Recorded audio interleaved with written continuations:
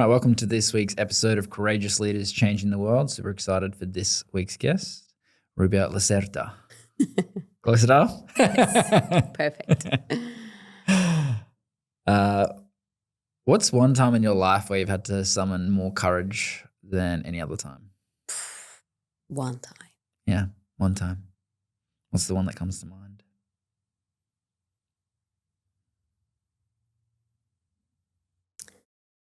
It was the time that I chose to publicly start to talk about the beings, the galactic beings that I channel and transchannel. So when I say that I came out of the galactic closet. Mm-hmm. So when was that? That was in 2020. Mm-hmm. And what was that like, going through that journey of coming out of the galactic closet? So they came into my awareness. I say that I saw them through my third eye, so my third eye vision, a year and a half before that. And during a healing session with a client, and I told them to go away, that I couldn't tell people that I was seeing blue extraterrestrial beings. And from that moment, I was always trying to be a counselor, a healer, and fit into like a very normal box, and nothing was ever working out. I had a full-time job. I was doing my business my mission business as a hobby on the side, barely making any money from it. So I realized that in the start of 2020, I started to meet a few people and go to a few events. And then through a series of synchronistic events, it was right on my face that was the path that, my soul had chosen. And it was so scary because I had feared that my family overseas in Brazil would have to put up with the backlash, because I grew up in a small country town, and it wasn't so much just about me. It was about how they would have to deal with the backlash, because it's a small town, everyone knows everyone, and everyone knows my family. So I remember when I channeled them for the first time, I trans-channel them, so they come through and speak through me. It was a Friday night. I still remember. I'm pretty sure it was it was either the 5th of May or the 8th of May, which is exactly 5 years ago. I had a friend with me, and the energy that came through, it was angelic. It was incredible. It was nothing like I have experienced before. It was so enlightening. And the next morning, I just opened my laptop. I wrote this message, and I remember feeling like I needed a bucket so I could vomit of nervousness that I had. But inside of my heart, I just knew that I had to share that message with the world. And on the same day, I shared the post that I put on social media. I shared it on the Gaia TV group. It was a Facebook group that had about 20,000 people at the time, and the post blew up. I had hundreds of comments from people all over the world, commenting, liking, long comments saying how much they appreciated because they resonated. I was like, wow, like imagine if I had held back and not had courageously shared. And the same weekend, I called my mother and I said, Mom, I've basically come out of the galactic closet. She's known that I had these spiritual gifts. And I said to her, now it has graduated into me channeling galactic beings. I am so sorry if there's a backlash in our hometown. And she's like, you don't need to be sorry. She's like, now you go out there and help other people find their purpose like you did, because it took you 20 years to get where you are. So go there and help people so they don't have to take so long. And I was like, okay, even my mother has my back. So the beautiful synchronicities that came from that were just incredible and continue to happen. When did it all start then? When did it all start? Yep. The channeling. When I was 12 years old, I saw, and I haven't shared this story much because I've come out of the galactic closet, and some things only came out after I've done deep inner work. When I was 12 years old, so that was 30 years ago, I woke up and I was still in that bit of a dream state in my bedroom, and I was trying to open the window because I could see this huge bright light outside, and I couldn't open the window. And when I finally did, because it got stuck, old school window, and finally did, I saw just the tail end of a spaceship. And around the same time, I would go to church sometimes, Catholic church, and I got the light language activated. They say speaking in tongues, and I was speaking tongues at church. And then from that, between 12 and 18, I had so many vivid dreams where I would wake up. So I'm waking up in a different dimension or in a different timeline, you could say. And then I'm sitting in bed, and there was a hybrid being, which is a mixture of human and galactic being, sitting in bed talking to this woman. And then I would wake up in my bedroom. So I was, at the age of 16, accessing different timelines where I'm connecting with other beings. So I would yell out, my mother would come, we would have a chat, and then she would make a little joke, go away, just a very, very, this child has a lot of imagination. But then it just got really intense, and one of their friends came over and shared all these books about spirituality with me and said, basically, you're psychic and you're medium. And that's when shit hit the fan. That's when everything just opened up even more. And, I used alcohol as a coping mechanism because I was so sensitive. I was feeling so much. So going out every weekend and partying and drinking. And then I kind of tried to live a normal life, go to uni, came to Australia, worked in many, many jobs. And I tried to live that life. I probably lived that life for about 15 years. Yeah. So what would you say to someone who's had those psychic experiences but haven't come out of the galactic closet yet?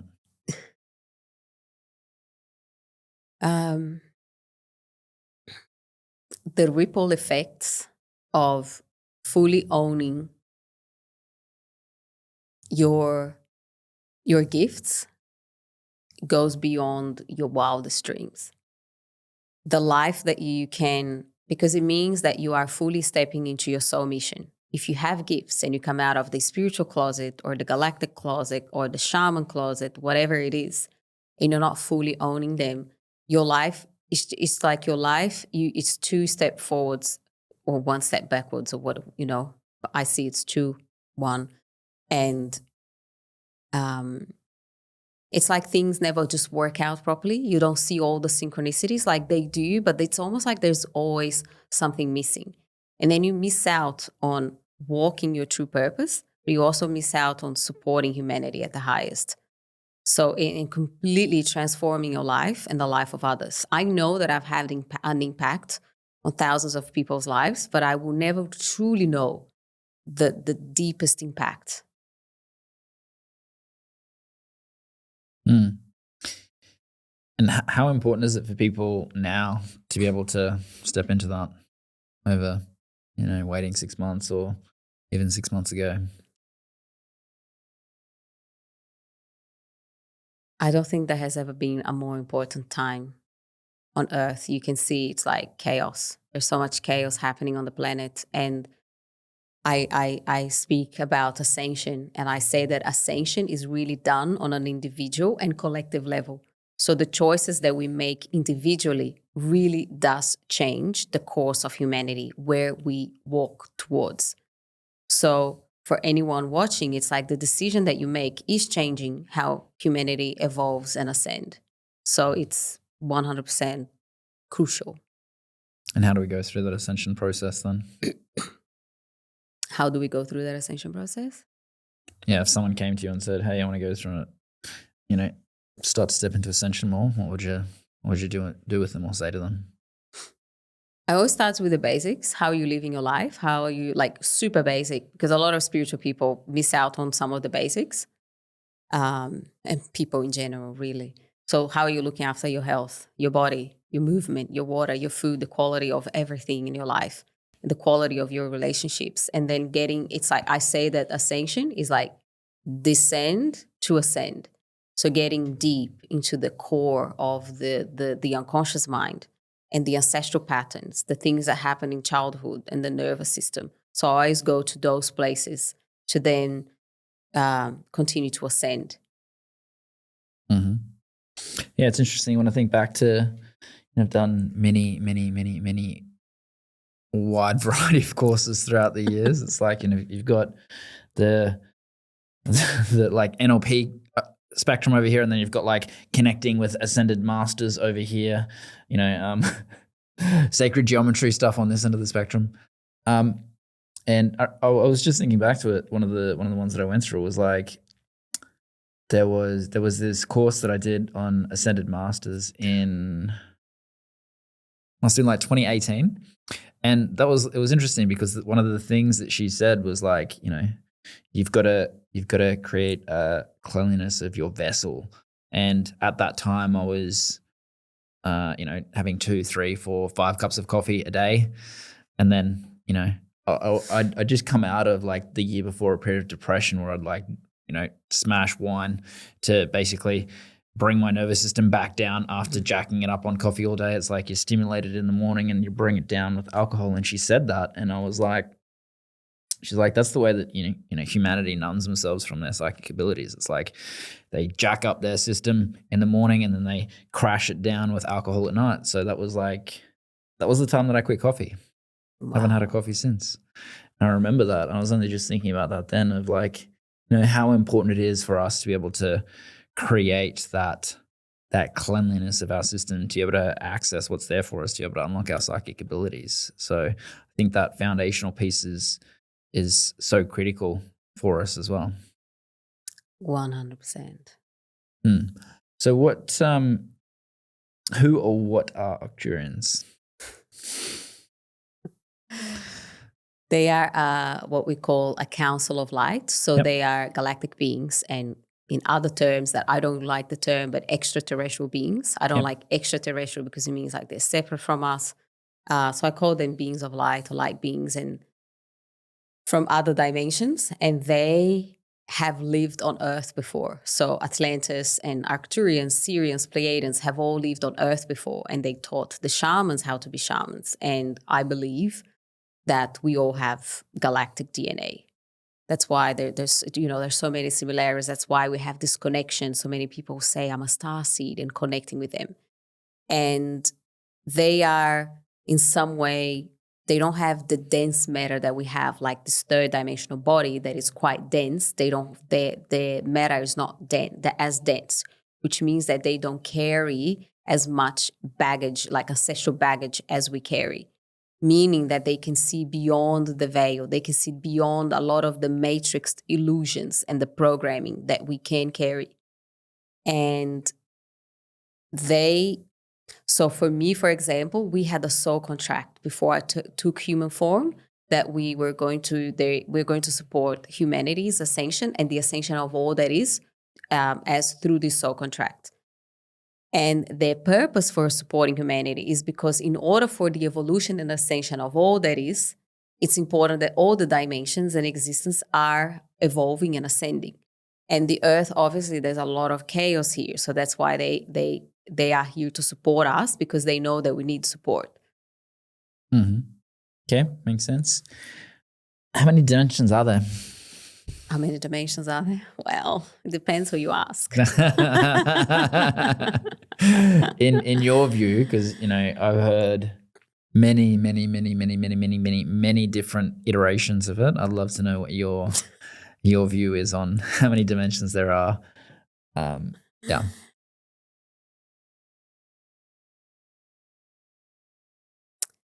I believe that there are infinite dimensions. And the numbers that we put on, some people will say 9 dimensions. That's a very common one, is to talk about the 9 dimensions. And the number 9, there's, Matthias De Stefano, he's explained the 9 dimensions beautifully. And I used to have a galactic mentor, and she talks about, 29 or something. And there was a 12D family of lights that works with us.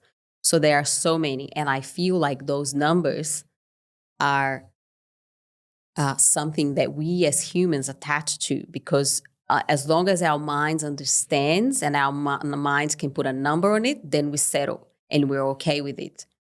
So to me, it's like, what is a number? It's an infinite number. So our minds, for a long time, I talked about 9 dimensions, and then I stopped because I realized it was just my human getting comfortable needing certain definitions and explanations. So how do we start to open up to be able to access our psychic abilities more and more than beyond the foundations? So yes, the foundational stuff that we spoke about earlier, and a really important piece that many people miss is once you have, your clean vessel, Like definitely no 5 coffees a day. Definitely cannot go there with 5 coffees a day or alcohol every day. So is trusting in the abilities that you have right now. Because of the internet and there's so many people sharing so much, a lot of people, like, for example, I'll give an example that happens, that I see happening a lot. Rubia, I wish I trans-channeled like you. I wish I had visions like you. I had all the clairs activators like you do. And the moment that you do that, you're not honoring how your gifts, your own gifts work. So most people, they're either a feeling, they feel in their body, or they have a knowing, usually in their body. So or they have both. So if you're feeling and a knowing person, it's about really honoring those, because when you do that, ironically, other things, you give the opportunity for other things to potentially open up. And I've had people, and that's other thing, the second part of that, it's allowing people that are doing it, you enter their field. So I have people entered my field, they have one session with me, and their trans-channeling gifts get activated. Would that happen for everyone? No, but if it's in the field of that person, if there's a potential there for that to happen, it can happen. So it's like entering someone's field that holds the gifts as well. So honor your gifts. So because the moment that you do honor your gifts, life will start talking to you. Because it's not just about, psychic abilities. Yes, you can ask me a question, I can tune in and I can receive an answer. That's one way of seeing psychic abilities. And another way for yourself, you're driving and you see repetitive numbers, you see angel numbers, you have a conversation with a friend, like the universe will give you so many signs that they don't come specifically in the way that they do to like a normal psychic, for example. Mm-hmm. How would you describe the difference then between intuition and psychic abilities? The way that I can describe is intuition is that knowing. I just know that if I date this person, I'm going to get hurt. And I've done that before. So I'm going to listen to my intuition again because this person is not in alignment. Psychic abilities, I see it almost as in you having a glimpse into a timeline.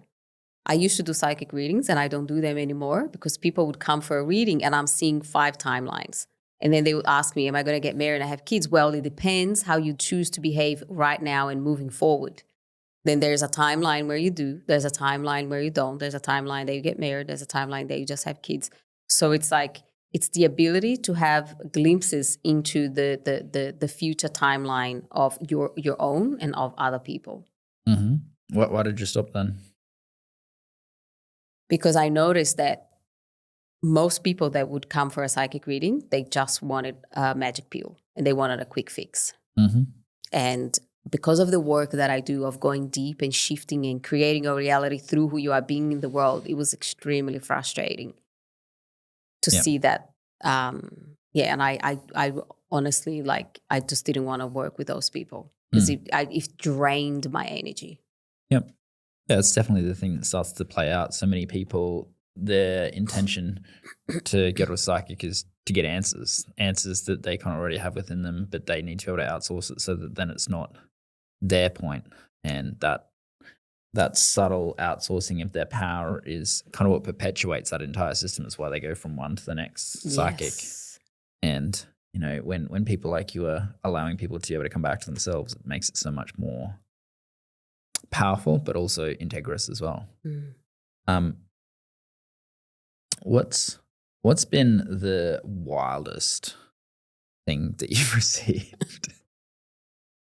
Been hanging around Keezy too long. She always talks about wild, wet, and stuff. And I'm like, what's the wildest thing that you received from a channeling session? As in when I'm trans channeling? Yeah.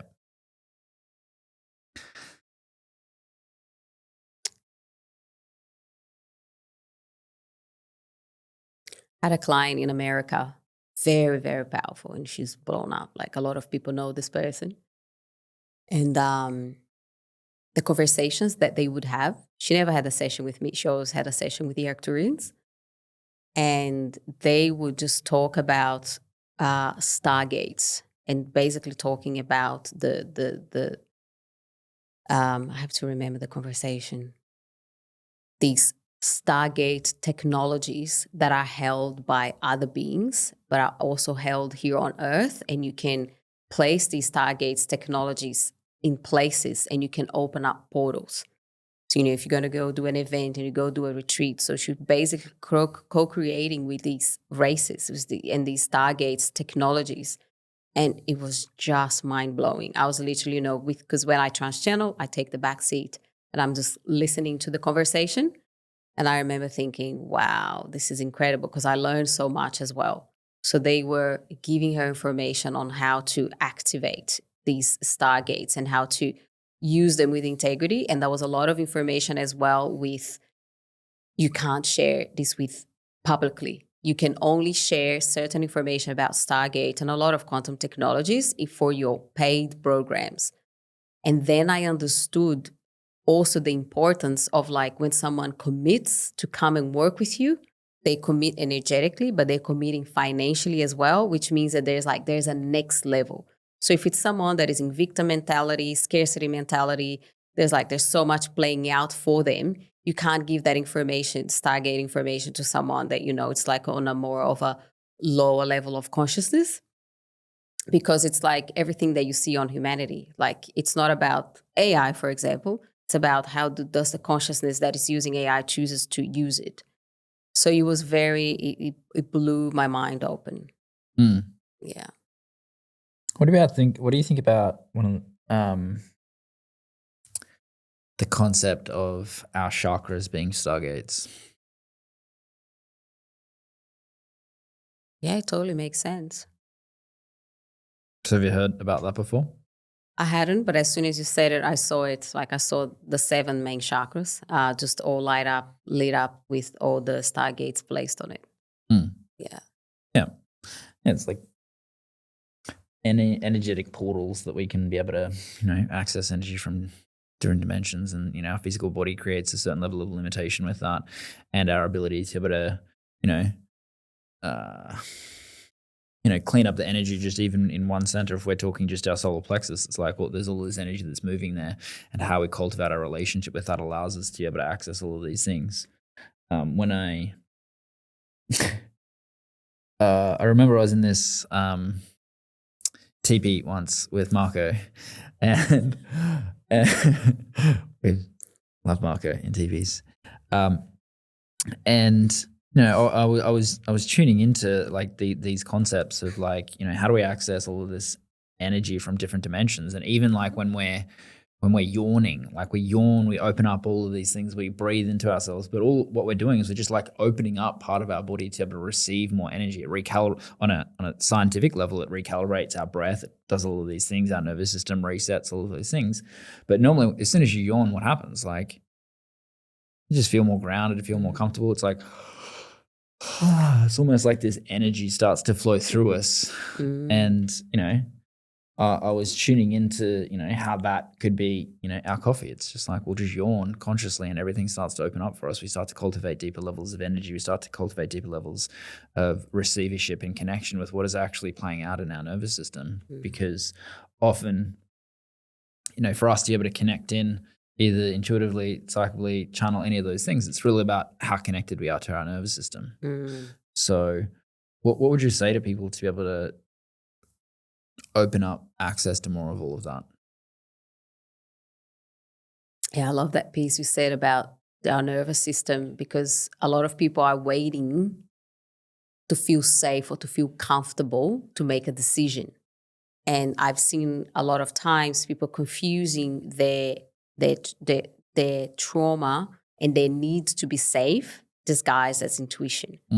Like, my intuition is telling me I shouldn't do this course, when in reality is, this course is going to blow my life open so much, and I'm going to access parts of me that I've been avoiding my whole life. So I'm going to keep small. I'm going to keep playing small. So the nervous system regulation is such an important piece, which sometimes, well, a lot of the times actually, a lot of channels don't talk about this. It's like, come and work with me. I'm going to blow your gifts open. And then some people will experience like psychosis, or it's almost like doing plant medicine as well. Someone approached me the other day to join one of my retreats, and she also wanted to do plant medicine. And she's just like, her nervous system is all over the place, working 80 hours a week, drink a lot of coffee, like life is super like all over the shop. I say, girl, you don't need a retreat, and you definitely don't need plant medicine 100%.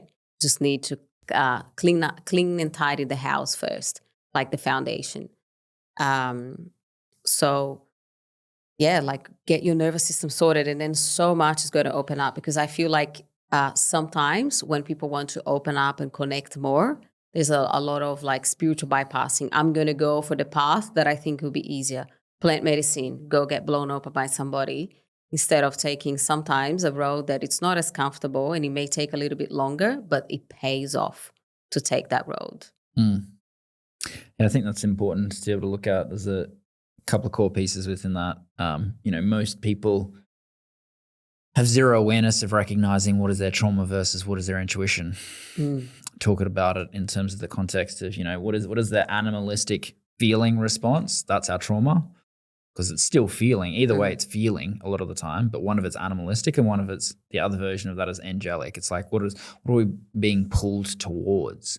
What are we being called into versus what are we actually moving away from? The animal wants to move away. The angelic energy wants us to move towards things, and it's very different energy, especially when people are in that experience, when they're utilizing the final piece that you're talking about there, like the spiritual bypass, and they're spiritually bypassing by saying, oh no, that's not in alignment for me. That's my intuition says no. When it's like, well, that's the animal in survival, which is playing out. That's the human part of you that is so disconnected with the things that you're so terrified of actually stepping into that thing, which is life is calling you into.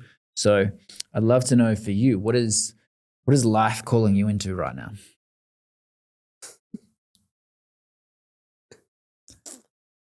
Life is calling me into more expansion. So really expanding to levels that part of my human feels a little bit of resistance to go there. And that expansion means it's usually my mission. It's usually related to my mission. So it means like, how can I show up more for my mission and take it to levels to run more retreats or have a big group of where I'm teaching channeling, because that's a big thing. That's a big thing that's been coming up. And expansion into being in a relationship, because it's something that I have said that I wanted. And when I realized that I wanted to have, I could notice parts of my human also, holy shit, I'm going to go into a relationship, then I'm going to have to deal with someone else's shit. I'm going to have to deal with someone else's trigger in like such a negative way to say it, right? But then that was the part of the human. And I know that the expansion of my mission and my relating, and when I say relating, I mean being in a relationship with a man, it's uncomfortable. And that's what my soul is calling me. That's where my soul is calling me to go. What do you think is that piece that, in stepping into that expansion, in like being seen more? Like, you've already been featured in, viral podcasts and all of these things that have gone around all around the world with hundreds of thousands of views and stuff like that. What is the next level of that for you?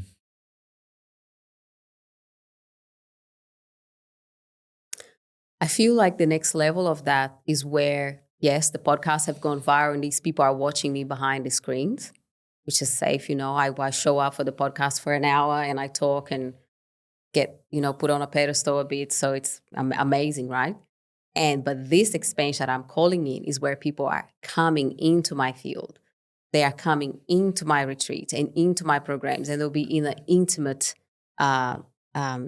setting where we're together for at least 4 days, 24/7, or in a setting of a program for 6 months.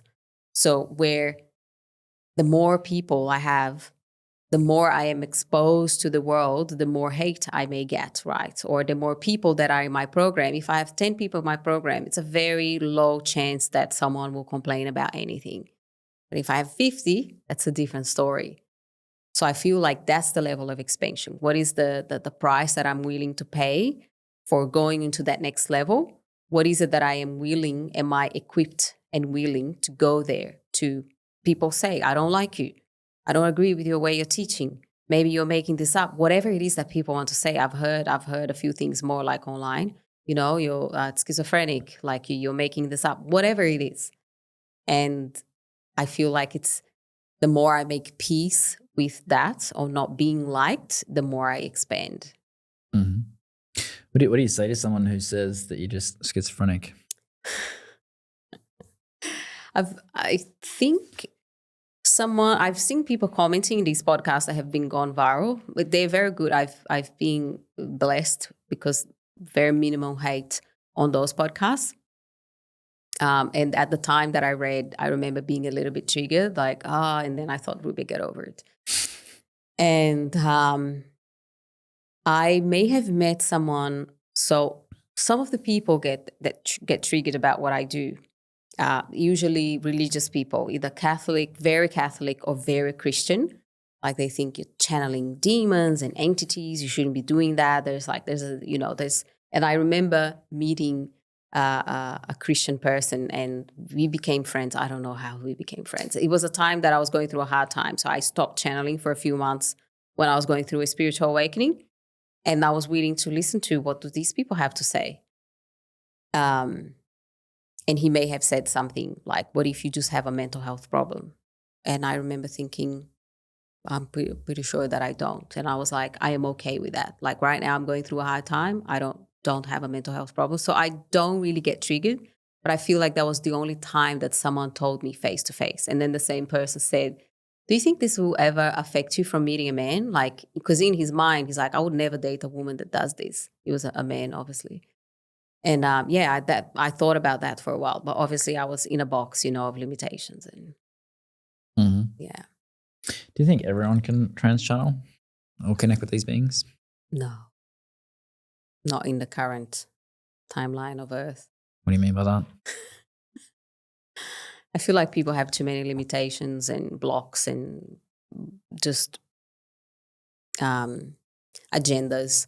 I've had people that join. I teach channeling, so when I teach channeling, people who join the program, we get really deep as to why they want to channel, and usually a third of the group, when we get to the core, we discover that it's because they want significance, because they want to be seen, and they want to be seen as that person that has this amazing gift, that they can talk to beings. And because people do put channelers some people do put channelers on a pedestal. So I feel like maybe in a more evolved human, yes, but not in the current humanity. Yeah. Yeah, it's interesting. Different people answer the question differently, and often when people are teaching people to channel, then it's like, yeah, everyone can channel. Do you know much about John DeMartini? A little bit, yes. I know who he is. So he his kind of backstory is he says that 97% of psychics are just psychotic.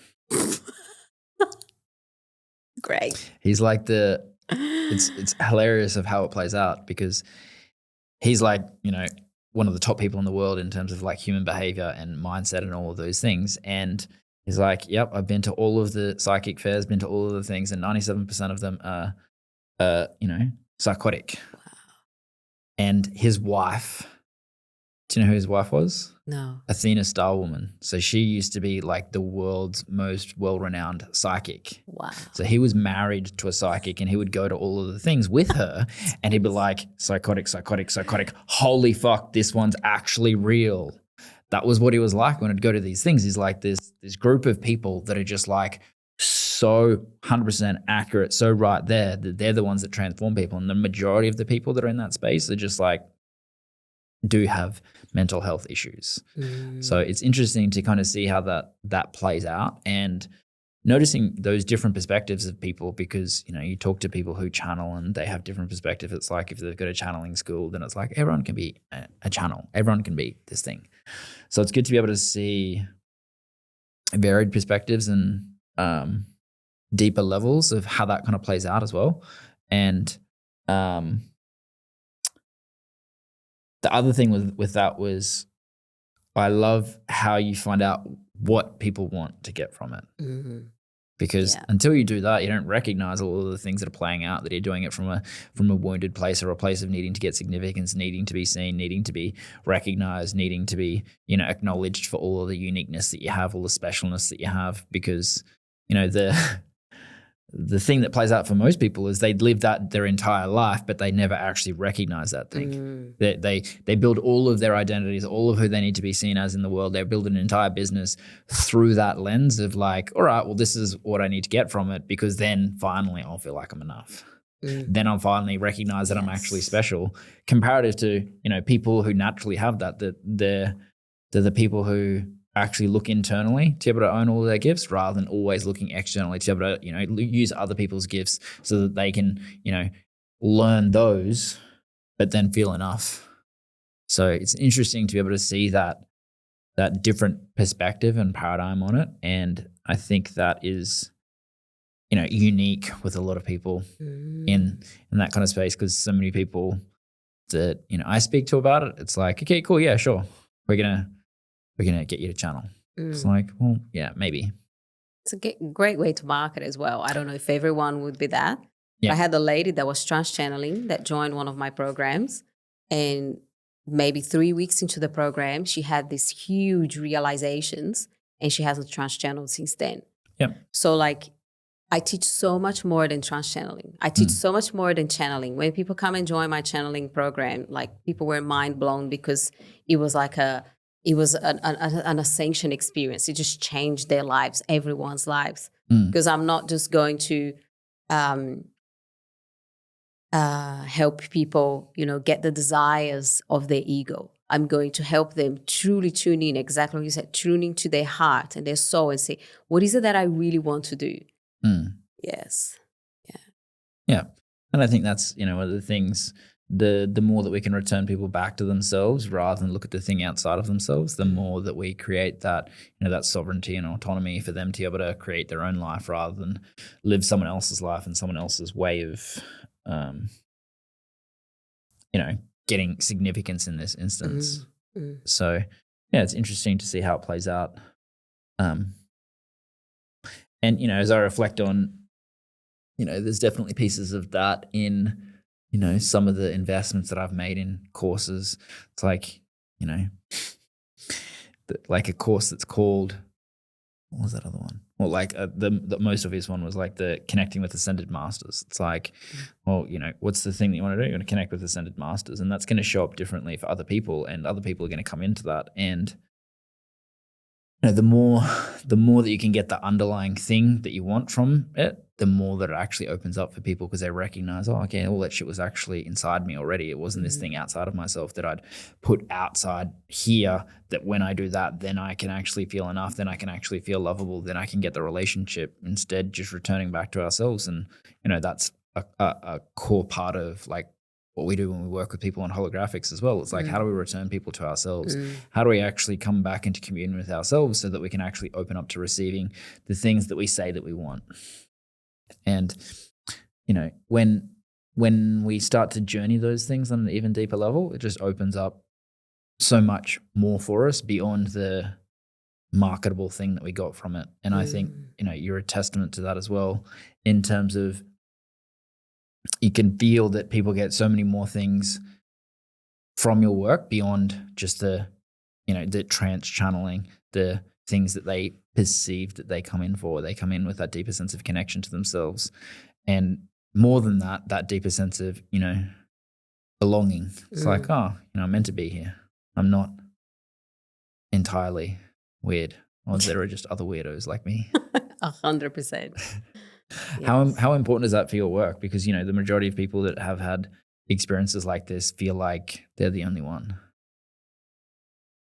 It's crucial. It's one of the things when I advertise anything, I always say, and come and join a community of like-minded souls where you can be yourself and you can talk about all the things that you love.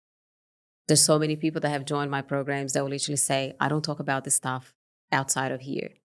I was like, wow, that's like, not that I'm talking about all of this stuff, but a majority of my friends are coaches and mentors and healers. So for them, it's life-changing, because then they no longer feel like they belong, and that they're not the only one, and the experiences they are having are valid.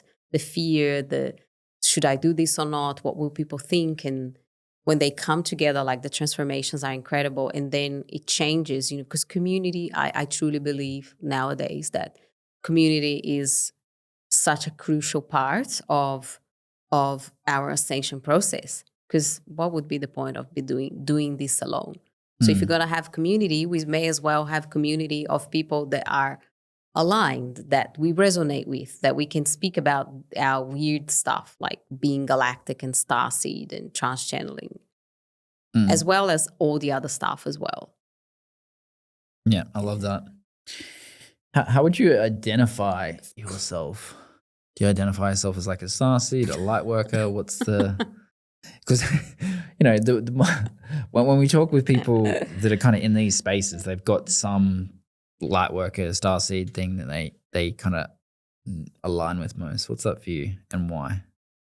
It's interesting because I always get asked that question, and I feel like I have identified as a starseed and light worker, and in the most recent years, I feel like I've gone beyond that. It can be all of the things, and it's almost like, going back to that question of dimensions, it's almost like there's not really a human word. It's just the beingness. Being here, I really connect with ascension is a word that I really connect with. So like ascension mentor, I would say, more even than saying I'm a starseed. Because I feel like the moment that we are, if the correct word is saying, identifying with these words, it's almost like we're creating some sort of separation. I am a starseed, my parents are not. So it creates a separation. And it creates this almost like this unconscious distance between us. So I am a starseed and they are not, therefore we're not the same. So I don't think since, I don't know, at least about 3-4 years ago, I stopped saying like I was starseed. Ironically, I'm running a retreat called Starseed. Which is more related to, I feel like the word in itself encompasses so much, encompasses the channelers, the trans-channelers, our connection, galactic beings, how they are going to soon make contact with humanity on a large scale. So I feel like encompasses so many things. But when it comes to that individual, me as one being, I feel like I'm beyond that now. Yeah, you definitely kind of see that play out for people a lot when they're creating that dance of their identities that is playing out.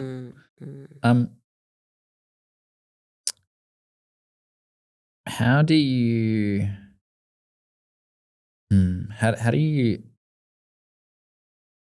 support people to be able to live dancing between both paths of like the human and the starseed? Then it's like there's that capacity to be able to bring both of those things together rather than always going outside to needing to look outside or go beyond this planet. Can you ask that question again? So, one of the pieces that plays out, one of the shadows that starts to play out is like people start to disconnect, to be able to look outside themselves at all points in time. It's like, I need to be able to go into the 12th dimension to be able to then do this. I need to be able to go over here. I need to be able to talk to my guides. I need to be able to go out. So they're looking outside of themselves, and they're on this unending journey of creating unending labeling systems of like, oh, I'm Syrian. Oh, where are you from? All of these things where they're not actually like in their life right now. How do you support people to be able to get present, recognizing, yes, you're a galactic being and you're in a 3D reality? Love that. Well, it's usually a coping mechanism of trying to run away from the human experience. So the not belonging, and there's usually some form of ancestral and or childhood trauma that it's like you use that as a coping mechanism. If I just say I'm a starseed, I'm Syrian, or I'm Arcturian, and I'm connected to these beings, I just want to be meditating and doing plant medicine and connecting with them and channeling light language. that if that's being used as a coping mechanism, I help them get to the root cause, to the root belief, or what that's in their conscious mind and their nervous system that it's denying their human experience in some level. And then coming back to the human experience and then allowing that to blend in rather than to be the thing and to ignore the human experience. Because this is one of the things that when I channel the Arcturians, they talk about, really honor your human experience. You did choose to take human form. It's hard for some of us to accept and admit that at times. I had to work on that a fair bit, like really accepting that I did indeed choose to take human form and come to this absolutely mad, crazy, chaotic place called planet Earth, and to make the most of it, because it is not going to last forever. So I really support them. I share these things that I'm sharing with you now. I share these things. And then honoring their humanness and accepting all parts of themselves without shame and guilt, because sometimes there's some shame also in being human. I can't believe that I took human form and I am from the same race that kills other people, that kills innocent animals. It's like sometimes there's a level of shame, and then applying that to their day-to-day life, especially their family and friends that they don't see it as starseed or that didn't come from these other planets. It's really meeting people where they're at. When I call my family, I meet them where they're at. I'll have conversations with them about their day and things that some people say like muggle conversations are boring. I love it because I love them so much. So I'm willing to meet them where they're at. I love that. I think that's the perfect thing to begin to wrap up on, meeting with them where they're at. What's the best way for people to get in contact with you? Social media, website, so Rubia Lacerda, rubialacerda.com. And yeah, Facebook, Instagram, website are the best places. Love it. Thank you so much. This has been fun. Thank you.